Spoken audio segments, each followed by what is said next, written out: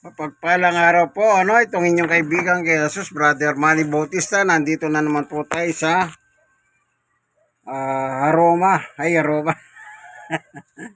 sa Marala, sa Paradise Site, dito kay Tatay Yogo. Sinasako po ng Barangay 128, Zone 10, District 1, Balot, Tondo, Manila. Ang lugar pong ito ay maraming halaman. Kung mapapasin ninyo, kagiyano lang natin, Yan. Ano po ito maraming tanim na gulay. Si Tatay Yogos sa dakong ito. Ngayon, nandito po tayo upang magbulay ng Ebanghelyo. At bago tayo papalaw sa Ebanghelyo, tayo muna po ay pansamantalang hawit. Ang hawitin natin, walang iba kundi yung kay buti-buti mo, Panginoon. So, meron kaming kodigo para hindi na po kami magkakamali ng kanta. Siyempre, Diyos ang hawitan mo. Hanggat mahari kung mape-perfect mo, hika nga, sa Diyos mo naman gagawin yan. Okay? O, sige, hawitin natin to kay buti-buti mo, Panginoon. Okay? Buti-buti mo, Panginoon, sa lahat ng oras, sa bawat araw. Ika'y laging tapat kung magmahal, iyong kaway walang hanggan. Pinupuri, sinasamba kita, dakilang Diyos at Panginoon. Tunay nga ika'y walang katulad, tunay nga ika'y di nagbabago. Mabuti ang Diyos na sa amin nagmamahal. Kay buti-buti mo, Panginoon, sa lahat ng oras, sa bawat araw. Ika'y laging tapat kung magmahal, iyong kahaway walang hanggan. Pinupuri, sinasamba kita, dakilang Diyos at Panginoon. Tunay nga ika'y walang katulad, tunay nga ika'y di nagbabago. Mabuti ang Diyos na sa amin nagmamahal. Mabuti ang Diyos na sa amin nagmamahal. Panginoon Diyos, aming Ama na makapangyarihan sa lahat. Minsan pa, samahan mo po kami ng aming pagbubulay ng iyong Ebanghelyo, sapagkat ang iyong Ebanghelyo napaka-bisa, sapagkat sabi nga ni Apostol Pablo, hindi ko ikinahiya ang salita ng Diyos sapagkat siyang dahan ng kaligtasan ng bawat mananampalataya. Panginoon Diyos, gabayan mo po kami ngayon ng iyong Santong Espiritu sa pag-aaral. Sa ngalan ni Jesus, Amen. God's good all the time. Okay. Tayo po ngayon ay magbubulay ng mabuting balita at ang gamit nating Bible ay ang Koimen. Biblia ng mga pastor. Itong Biblia pong gagamitin natin ito, meron pong 13 simbahan na sila po ay nagkakaisa upang paniwalahan ang salita ng Diyos. Ayan. 13 simbahan po yan. Nakalagay ang pangalan nila, ibig sabihin, sinusuporta nila ang aral dito.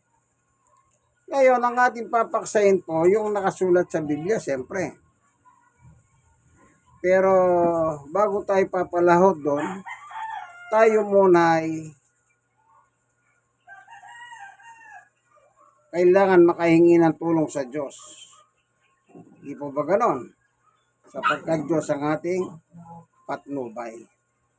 Samahan kami, Panginoon Diyos, sa oras pong ito. Sa ngalan ni Jesus, Amen. Okay? Dito sa kasulatan, meron po tayong mababasa na sinasabi ng Biblia. Ganito po ang sinasabi ng kasulatan. Dito po sa 1:8, tingnan natin ang epistula ng ating Panginoong Yesukristo. Tatay Ogos 1:8. Basahin niyo po ang nakalagay dito sa Biblia. Mula po sa 42, 43, 44, 45. Ayun. Hanggang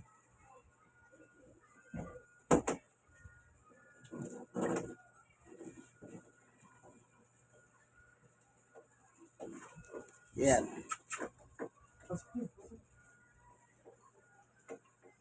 1:8, 42. Yan. 45.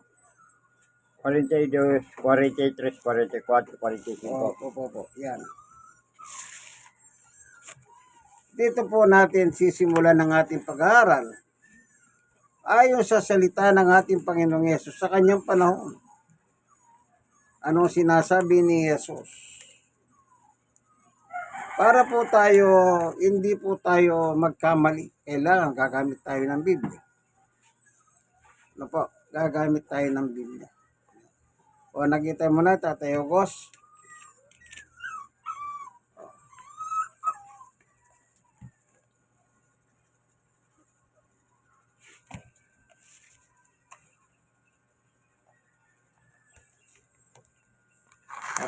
Pakibasa niyo po ha, pagka nakita niyo, Tatay Ogos.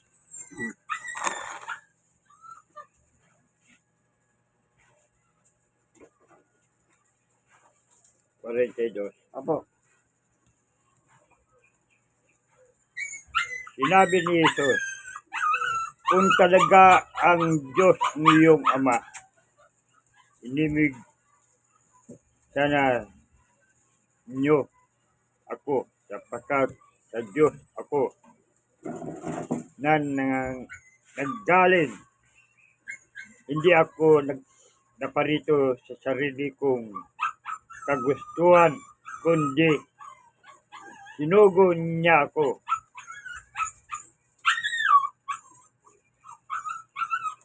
Bakit hindi niyo maunawaan ang sinasabi ko? Hindi ba ito dahil sa ayaw niyong tanggapin ang tinuturo ko? Ang diablo ang iyong ama, at ang gusto niyo gawin ay kung ano ang gusto niya. Sa simula pa lang ay mamatay tao na siya. Hindi siya umalis sa katotohanan. Kailangan, sapagkat walang kuwang sa kanya ang katotohanan. Kapag nagsalita siya kasinungalingan, nagsalita siya ayon sa kanyang kalikasan, sapagkat siya'y sinungaling at siya'y ama ng kasinungalingan.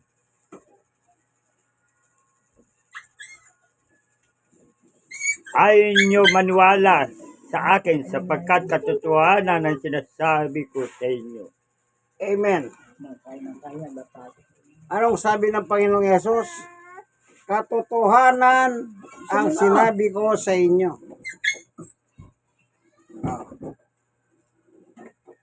Ngayon po, sa ating panahon ngayon, sa panahon natin ngayon maraming naniniwala kay Jesus. Maraming Yung iba nga, deboto pa nga eh. Kay Jesus.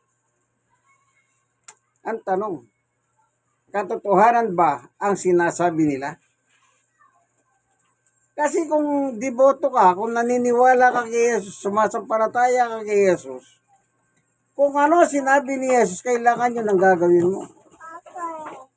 Oh, di po ba? Maliwanag naman ang sabi niya eh.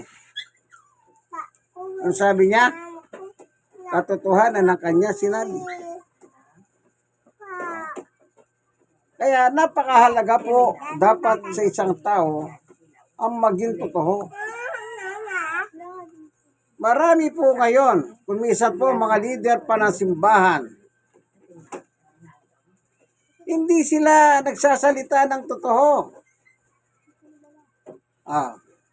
Yan ay nangyayari sa politika sa Pilipinas ngayon. May mga leader ng simbahan, ang kanilang pinapanigan ay ang kamalian. Yung kasinungalingan, yung kay Satanas. Anong sabi ni Jesus patungkol kay Satanas? O Tatay Yogos, basahin mo nga muli yung verse 44. Diyan sa binasa mong yan. Ano ba sinabi ni Jesus about Satan? Ayan. Sige po. Ang diablo ang iyong ama at ang gusto nyo gawin ay kung ano ang gusto niya. Sa simula pa lang ay mamatay tao na siya. Hindi na siya pumapanig sa katotohanan kailanman, sapagkat walang puwang sa kanya ang katotohanan. Kapag nagsalita siya ng kasinungalingan, nagsasalita siya ng ayon sa kanyang kalikasan, sapagkat siya'y sinungaling at siya'y ang ama ng kasinungalingan. Ayan. Ano ang likas na kalagayan ni Satanas? Sinungaling. Sino nagsabi? Si Jesus. Ibig sabihin, ang gusto ni Jesus totoo. Ang gusto ni Satanas ay kasinungalingan. Magkakontra sila eh. Ano? Ngayon, tignan nyo po ang politika sa Pilipinas. Yan ba nakahupo ngayon mga senador na binoto ng taong bayan, majority, kaya sila nanalo? Gusto kaya nila katotohanan o kasinungalingan?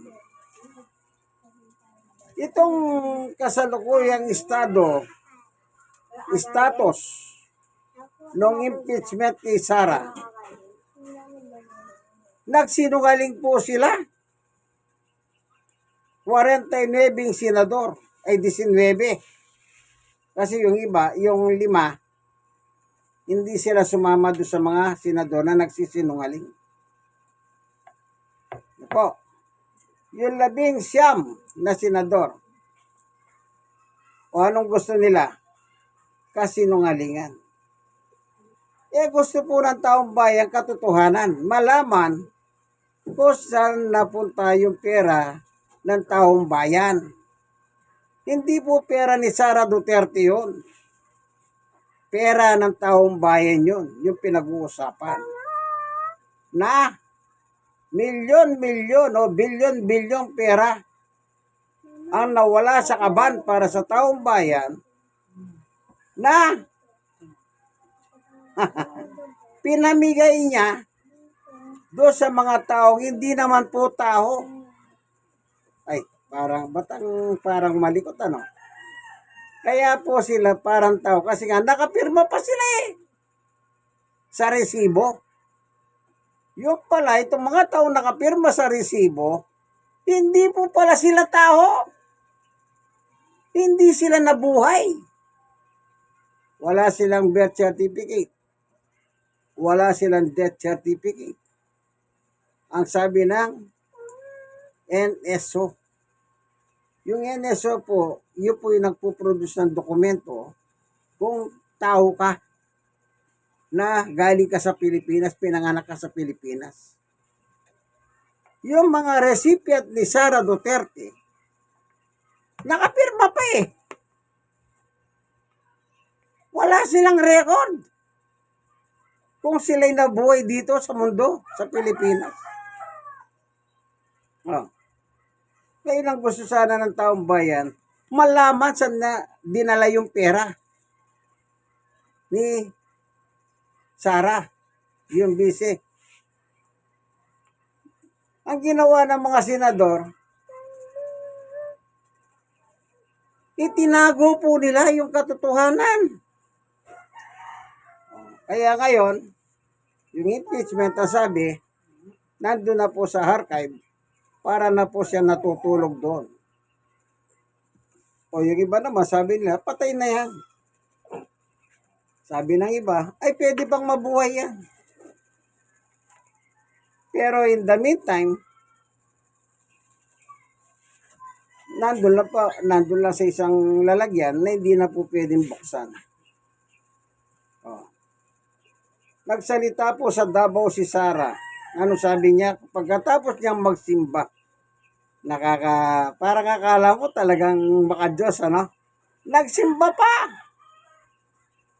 Nang lumabas sa simbahan, ang sabi niya, irespeto nyo na lang, tanggapin na lang ang desisyon ng 19 na senador. Yung kanyang mga senador, yung mga bata niya yun eh. Isipin nyo, inuutosan ng taong bayan sa Pilipinas, irespeto at tanggapin ninyo ang desisyon. Anong desisyon nila? Huwag nang malaman yung katotohanan. Samantalang si Jesus, ang gusto niya yung katotohanan. Samantalang ang gusto ni Satanas, kasinungalingan. Oh.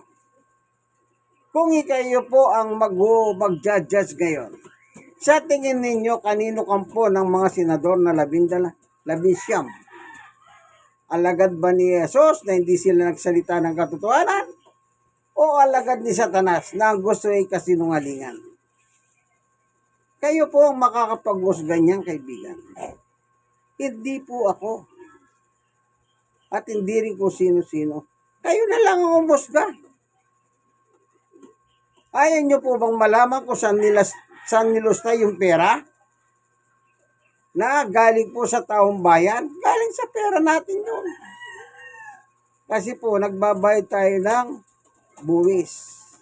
Katuwang tayo ng gobyerno upang mapaunlad po ang bansang Pilipinas. At pagkatapos nagalal kayo ng isang tao, na bigla na lang gagastusin yung pera nang wala man lang paliwanag. O, kayo po. Walang paliwanag. Natutuwa ba kayo doon?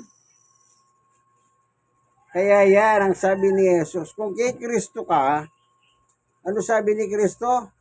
Katotohanan. Paano ngayon yan, kaibigan? Paano yan? Dito pa po sa 8, dito pa rin o sa 8, tingnan ninyo ang nakalagay. Dito po sa 32. Yeah. Dito po sa 1.8 pa rin, Tatay Ogos. Dito pa rin sa 1.8. Tingnan pa rin po ninyo ang sinabi ng ating Panginoong Yesus. Dito naman sa 1.8, 31, 32. Yan. Yun lang po, Tatay Ogos. Tingnan pa ninyo ang sinabi ng Panginoong Yesus patungkol po sa katotohanan.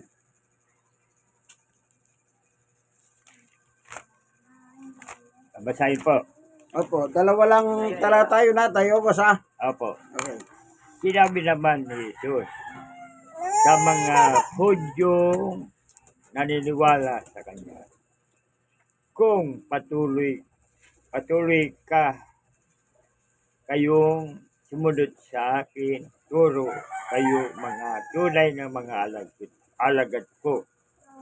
makikilala nyo ang katotohanan at ang katotohanan ang magpapalaya sa inyo. Amen. Oh. Kung nasa katotohanan kayo, ang sabi ni Yesu Kristo, anong sabi niya? Mga tunay na halagad ko kayo.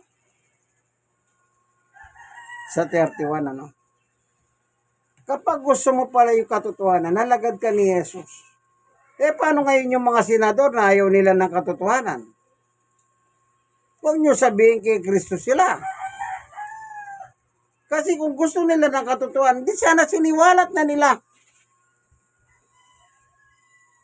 yung katotohanan tungkol sa pera ng taong bayan saan dinala. Isipin nyo po, hirap na po yung taong bayan, nagbabayad ng buwis. Alam nyo nung araw, kailan lang naman na sweldo sa buwis ang mga minimum wage eh. Dati,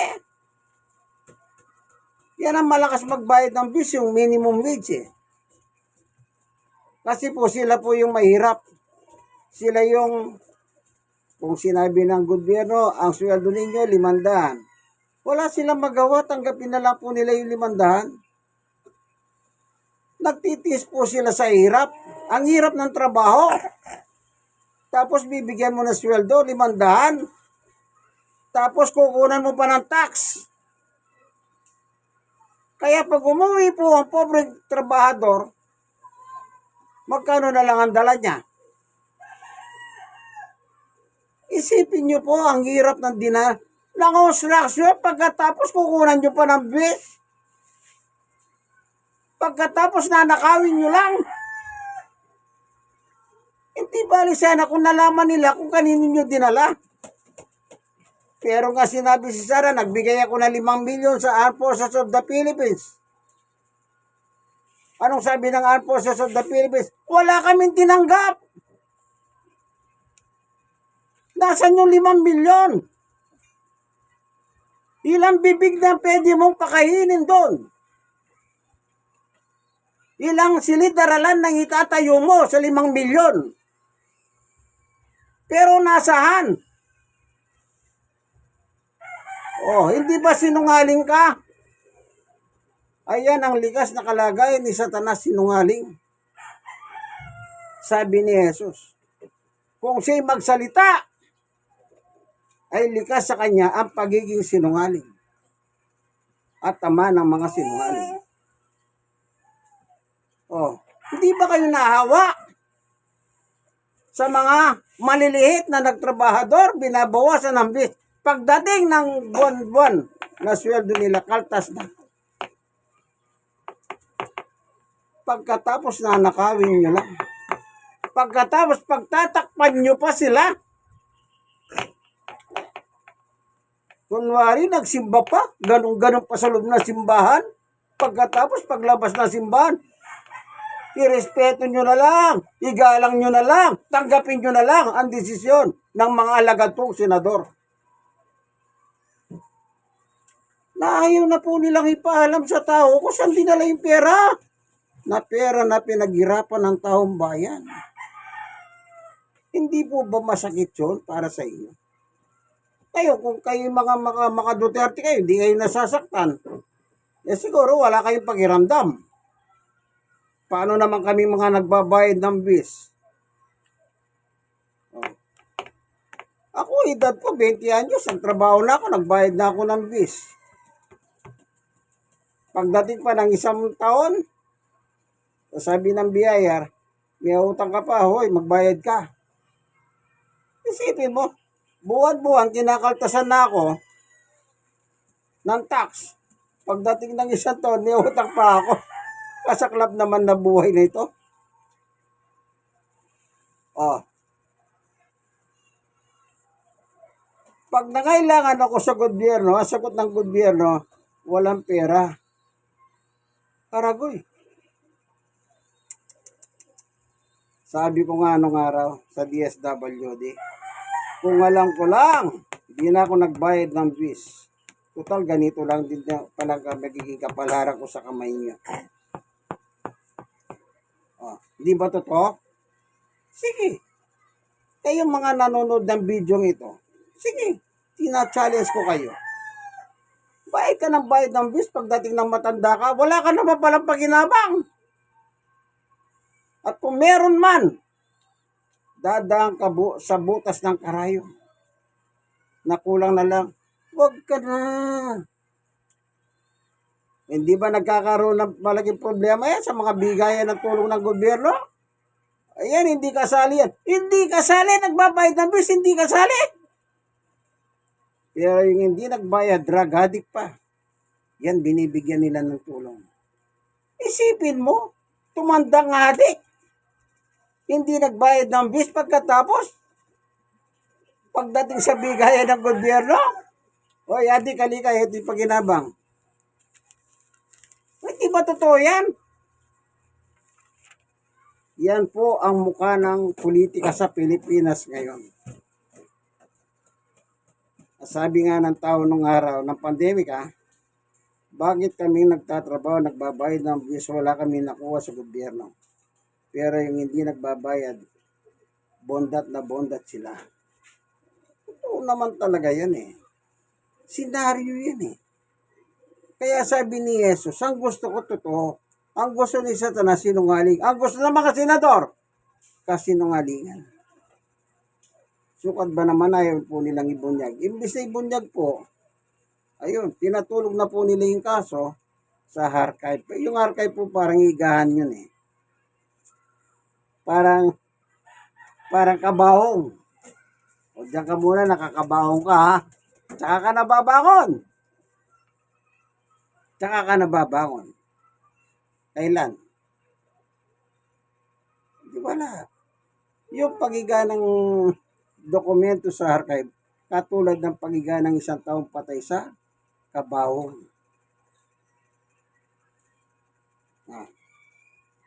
Kailan babangon yan? Yung patay talaga babangon din yan eh. Kasi pagdating ng araw, ibabangon sila ni Jesus eh. Yung archive na papel, ibabangon pa dyan. Ewan ko. Unless na magimala ang Diyos. Nawa, magimala siya. Pero, napakanipis na lang po ang hinahantay na desisyon ng taong bayan. Kasing nipis na lang ng onion skin. Alam niyo po yung onion skin? Yung ginagamit ng nung araw may makanilya. Yung kulay puti na papel. Yung parang malutong, ginaganyan mo, tumutok. Yung malutong. Na parang nakikita mo na yung sa kabila. Ang tawag doon, onion skin, mahal yun. Ganun po kanipis ang chances ng taong bayan. Sa tingin nyo, kayo na po ang bahalang umusga. Ako, hindi ako na may personal dito. Kahit na ako po ay isang taxpayer. At the age of 20, nag-employed na po ako sa private. Hindi ako nagtrabaho sa gobyerno. Sa pribado lang po ako nagtrabaho. Kaya ako nagbabayad talaga ako ng bis. Kasi po, obligasyon natin yan. Ito po nakalagay. Tatay Ogos Roma. Tayo bang mga tao dapat tayo magbayad ng bis sa gobyerno? Ang nakalagay po, magbayad tayo ng bis. Pero walang sinabi si Pablo, nakawin nyo ang bis na yan. Chapter 13 po, Roma. 13. 13, 1, 2, 3, 4, 5, 6, 7, 8. Hanggang 7 lang pala, Tatay Ogos. Yan. Bilang mamamayan ng Pilipinas, meron tayong batas na dapat magbayad ka ng buwis sa gobyerno. Oo naman. Yung buwis na binabayaran mo, yung ginagamit ng gobyerno, magpatayo ng tulay, magpatayo ng eskwela, magpatayo ng center, magpatayo ng kalsada, magpatayo ng basketball court. Yan. At kung ano-ano pa. Kung walang buwis, saan kayo papasok na eskwela? Kung walang bis, anong kalsadang dadaanan nyo? Kung walang bis, saan kayong tatawid na tulay? Lahat yan galing sa bis po ng bayan. Pero nakalagay po dito, magbayad tayo ng bis. Hindi niya sinabing, pagkatapos nyo magbayad, nakawin nyo. Kasi po, ang pagnanakaw, hindi na po nararapat yan. Sige Tatay Ongos, basahin mo po. Roma chapter 13, verse 1, 2, 3, 4, 5, 6, 7. Baba. Diba na, nag-aaral naman tayo. Oh, nakita mo na, Tatay Ongos. Nakikita ko na. Yan, At, 7. 1, 2, 3, 4, 5, 6, 7.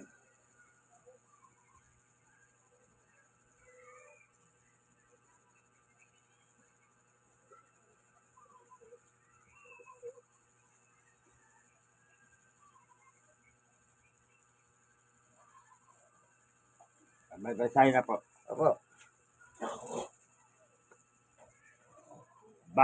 Ang bawat tao dapat pasakop ang mga pinuno ng pamahalaan sapagkat walang pamahalaan hindi mula sa Diyos. At ang Diyos ang nagtatag ng mga pamahalan, miiral. Kaya nga, ang lumalaban sa pamahalaan ay lumalaban sa tinatalagaan ng Diyos. At sila'y dapat parusa. Ang mga pinuno ay hindi dapat katakutan. Ang taong gumagawa ng mabuti, ang mga gumagawa lamang masama ay dapat matakot kung ay mong matakot sa mga namumuno. Gumawa ka ng mabuti at parangalan ka nila. Sila ay mga lingkod ng Diyos para sa ikakabuti mo.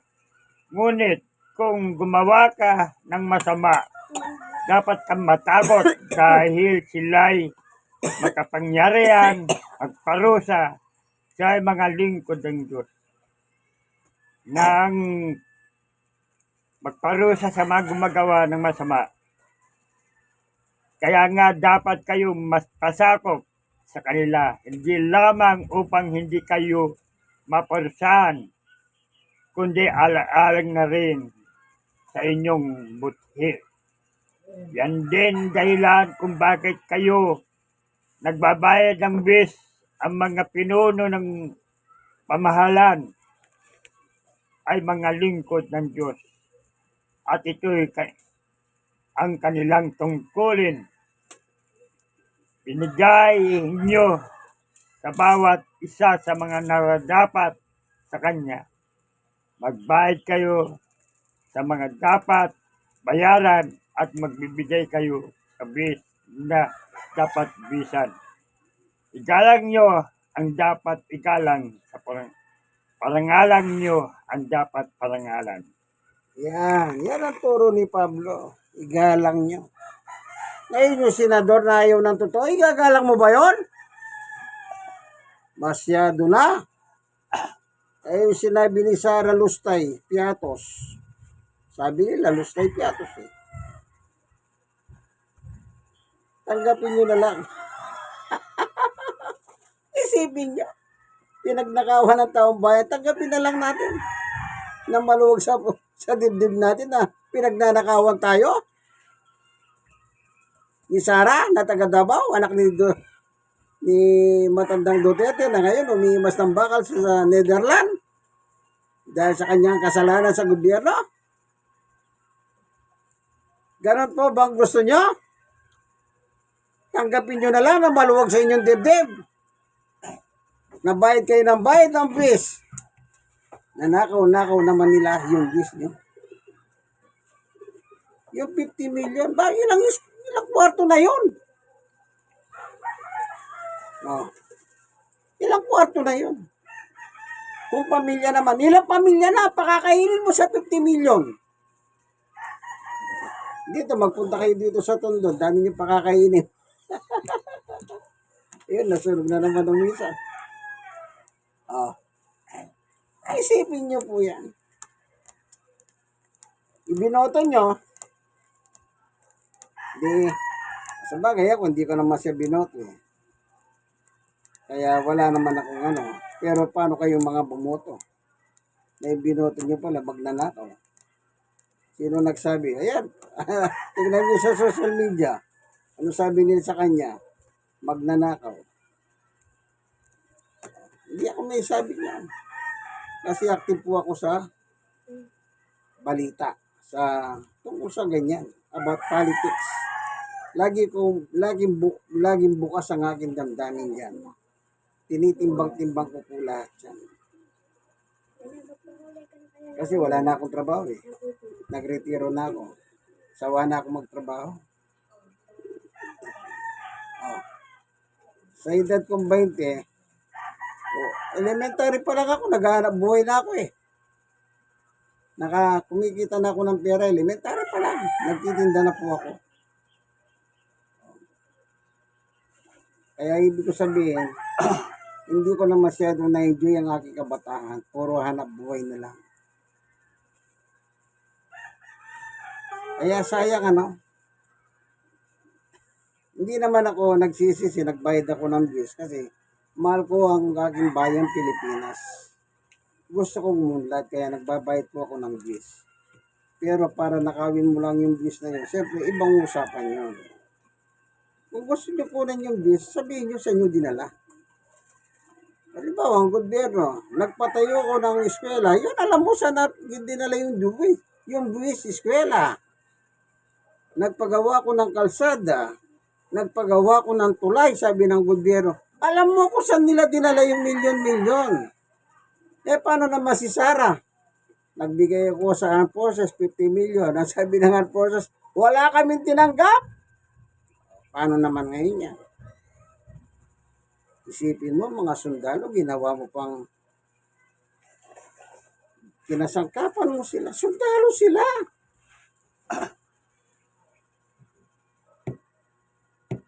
Ang taas ng moral ng sundalo. Tapos, bigla kang papapil. Binigyan mo silang 50 million na nawala naman pala silang tinanggap. Eh, nasaan yung 50 million? Nasa bulsa mo ba? Siyempre. Saan pa pupunta yon? Sa bangko mo. Yun po sinabi ni Trillanes. Nilalagay sa bangko yung pera. Kanya lang, hindi natin pwedeng buksan yung bangko. Ayaw po nilang pumirma. Sabi ni Trillanes, pumirma kayo.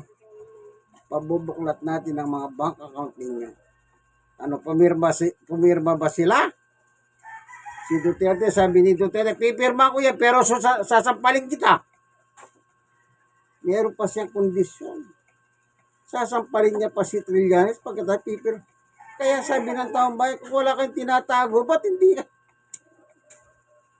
Sige, hanggang dito na lamang po, napapahaba ang ating Bible study. Nakasama. Ito po, walang along politika ya. Wala din personalan. Gumagamit tayo ng Biblia, nire-relate po natin sa aral sa Biblia. Yung ating tinatabig, yung nangyayari sa ating paligid. Ano po? Kung nababanggit ko man ng ganyang bagay, yan naman ito po, napapanood na sa balita yan, araw-araw eh. Oh. Tapos, ginagamitan natin ang Biblia. Bakit? Ito po yung magandang pang suporta sa ganyang mga bagay. Salamat po sa iyo, Panginoon Diyos, sa katotohanan na binahagi mo sa amin, na kami po ay pinakain mo ng aming pagkain pangkaluluwa. Salamat po sa ngalan ni Jesus. Amen. Amen. God is good. All the time. All the time. Amen. Yeah. Pag-ibig ang siyang pumukaw sa ating buhay, kaluluwa ang siyang nagdulot sa ating buhay ng ditong araw at pag-asa. Pag-ibig ang siyang Lord buklod natin, natin, di mapapawi kailan kailan pa pa man. man, Sa puso't iwa, diwa, tayo isa lamang, kahit na tayo'y magkawalay. kawalay, Pagkat ang Diyos natin, Diyos ng pag-ibig, magmahalan tayo'y magtulungan. At kung tayo'y bigo, ay huwag limutin na may Diyos tayo nagmamahal, sikapin sa ating pagsuyo, ating ikalat sa buong mundo.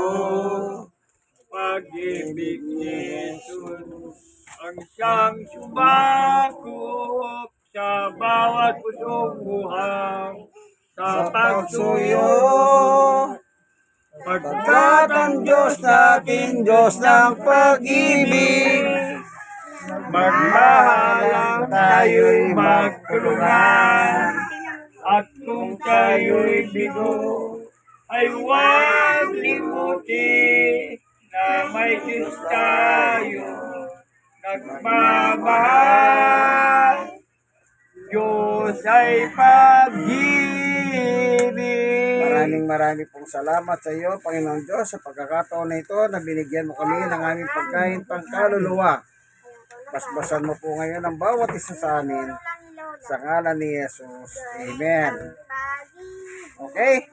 Merienda time. Alam nyo dito, after ng Bible study, si Nanay Claring nagpapamerienda siya. Ano po, nagpapamerienda siya. Isang biyaya pa yan na merong merienda. Ika nga. Okay? Dito po ito sa Barangay 128, Zone 10, District 1, Balot, Tondo, Manila. Ano po? God bless us all.